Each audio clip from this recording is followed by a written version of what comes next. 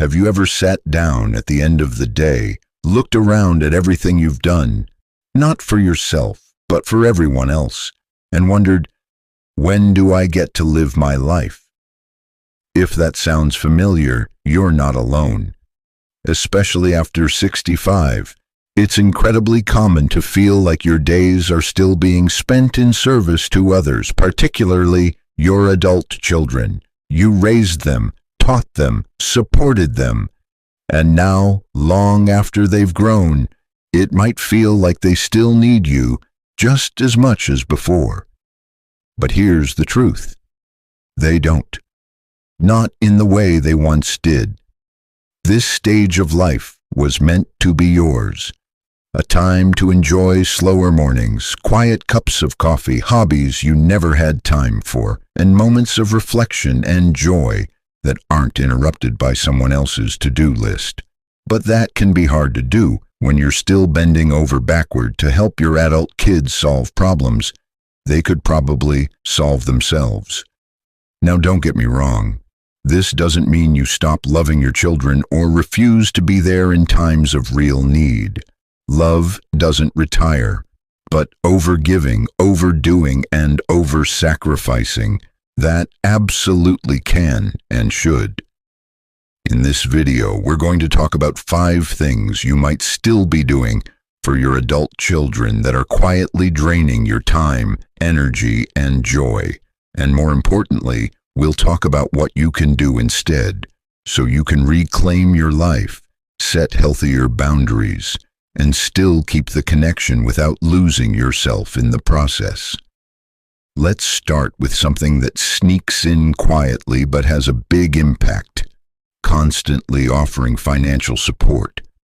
Maybe it started small, helping out with rent one month or covering a car repair, and suddenly years go by and you're still writing checks, transferring money, or paying bills that aren't yours.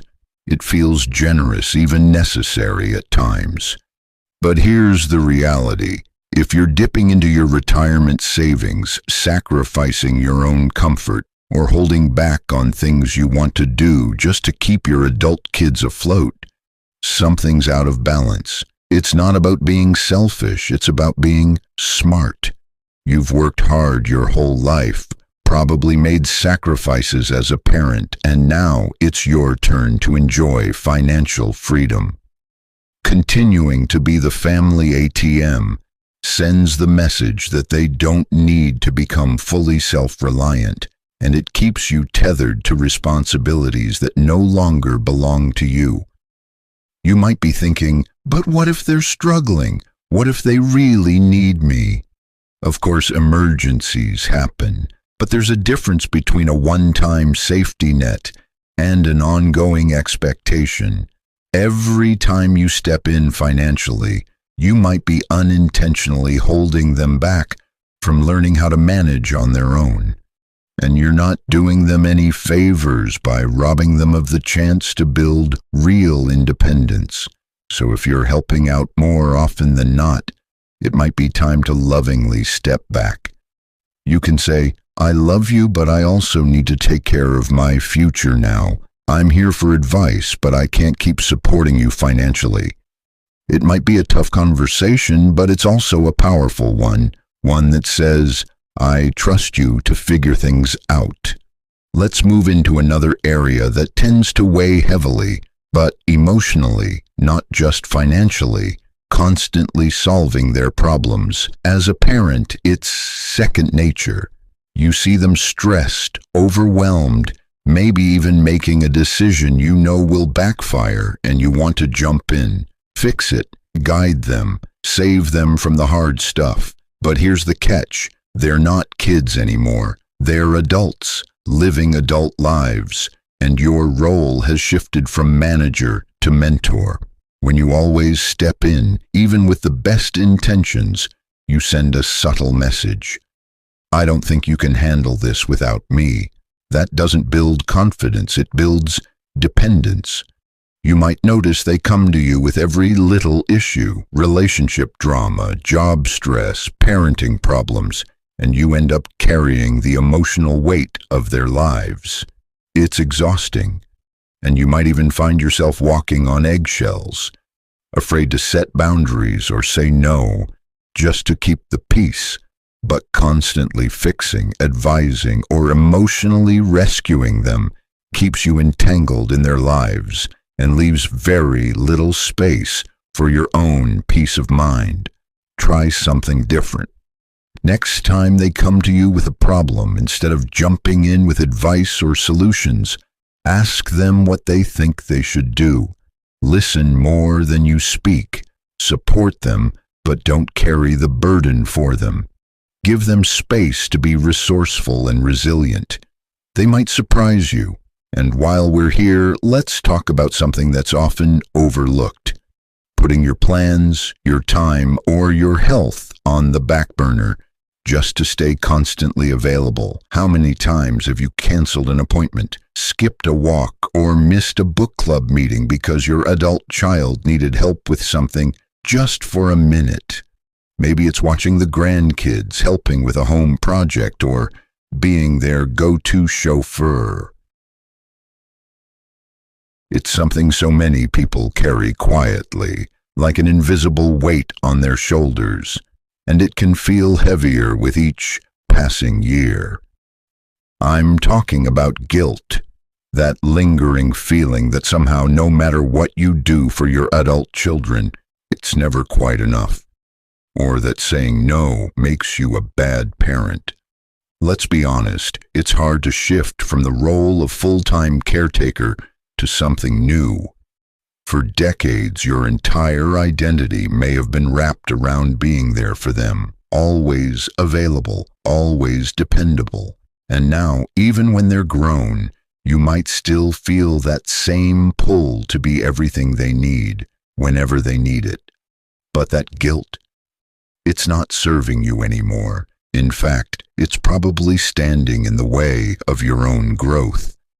What if I told you that stepping back isn't just okay? It's necessary, that setting boundaries doesn't make you less loving. It actually makes your love stronger, healthier, and more sustainable. Because when you act out of guilt, you're not giving from a place of joy or abundance.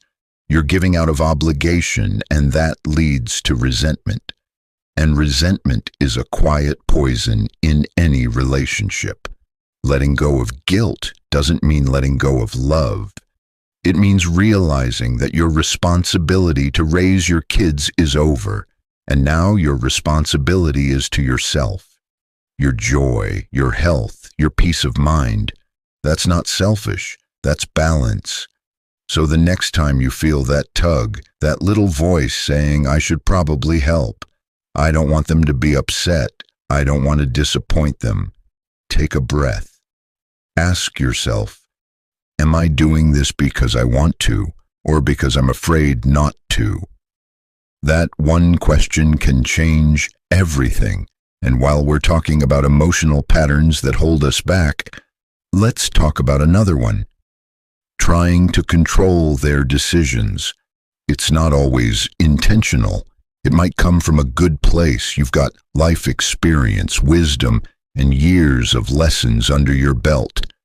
You've made mistakes, you've learned from them, and naturally, you don't want your children to go through the same pain or frustration.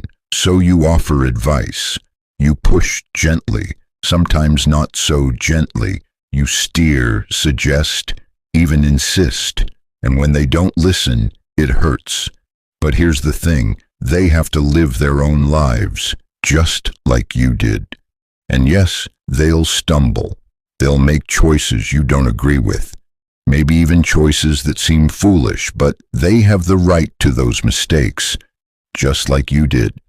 Because those lessons, that growth, it doesn't happen when someone else is pulling the strings. Now, I know that letting go of control doesn't feel easy, especially if your child's life is messy, unstable, or uncertain. But trying to manage or fix their decisions from a distance usually ends in frustration for both of you. Instead, what they often need is your trust, your quiet confidence that they'll figure it out. Try letting go of the reins a little. Instead of saying, "You should do this," try saying, "I trust you to make the best choice for your life." That one sentence can build bridges where there were once walls. It shifts the dynamic from parent to child to adult, and that's where real connection lives. You've earned peace. You've earned the right to sit back and watch your family grow without always being in the middle of the storm. It's okay to release control and choose calm. And speaking of calm, let's talk about one of the most common ways people over 65 give away their calm without even realizing it, always being the emotional dumping ground. You might not call it that, but if your adult kids are constantly calling to vent about their jobs, their partners, their stress, and you're left feeling drained afterward, you're carrying emotional weight that doesn't belong to you. They get relief, and you get exhaustion. It's a role many parents fall into without noticing. You become their therapist, their emotional safety net, their venting space. And while it feels like you're helping, over time, it chips away at your own peace. You start feeling responsible for how they feel, and that's a heavy burden, especially when you're trying to enjoy your own quieter years. You don't have to cut off communication, of course not.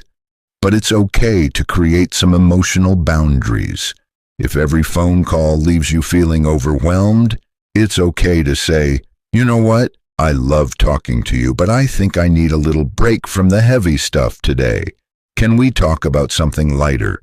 That doesn't mean you're not supportive. It means you're also protecting your emotional well-being. There's a beautiful freedom in realizing you don't have to fix everyone's mood, that you can be a source of love without being a sponge for stress, and that your peace matters just as much as anyone else's. You've spent decades holding space for others. Let this season of life be one where you hold space for yourself. So far, we've talked about financial overgiving, solving problems that aren't yours.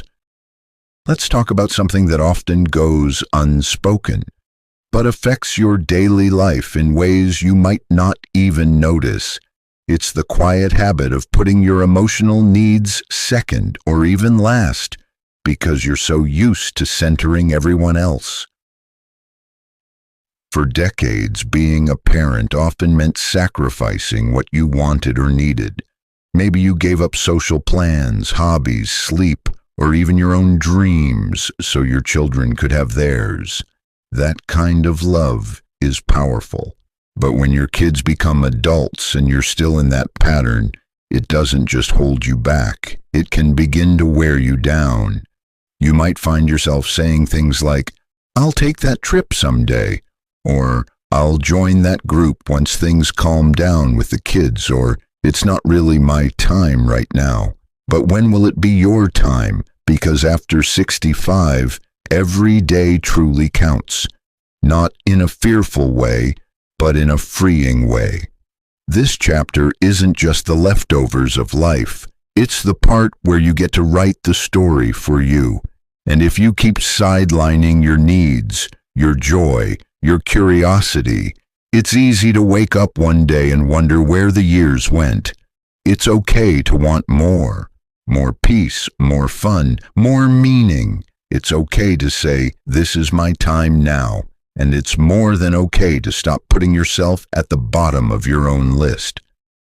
So ask yourself, what lights you up? What do you want to do just for you?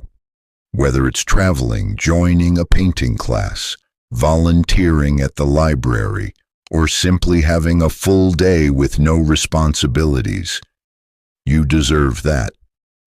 Not because you've earned it by doing so much for others, but because you're a human being with a life that still matters deeply. And when you begin to center your own life, something beautiful happens. Your relationships shift. Your kids start to see you as a whole person, not just as mom or dad, but as someone with boundaries, interests, and energy. You begin to model what a healthy, independent, joyful later life looks like. And that, believe it or not, is one of the best gifts you can give your family, showing them what it means to truly live at every age. It's important to know that choosing this path doesn't mean you've stopped caring. In fact, it often means you care even more, because you're now coming from a place of intention, not obligation. Let's say your adult daughter asks you to babysit the grandkids for the third time this week, and you already have plans with friends. Maybe in the past you would have canceled without hesitation, but now you pause. You say, "I'd love to help out another time, but I have something I've been looking forward to. Let's find a different day." That's not rejection. That's balance. And balance is what creates sustainable, respectful relationships. What you're doing in those moments is reclaiming your life, not in a dramatic or confrontational way, but in quiet, consistent choices that say, "My time matters, my peace matters, my happiness matters, and if there's any part of you that's afraid your kids will be hurt by your shift, let me offer some reassurance.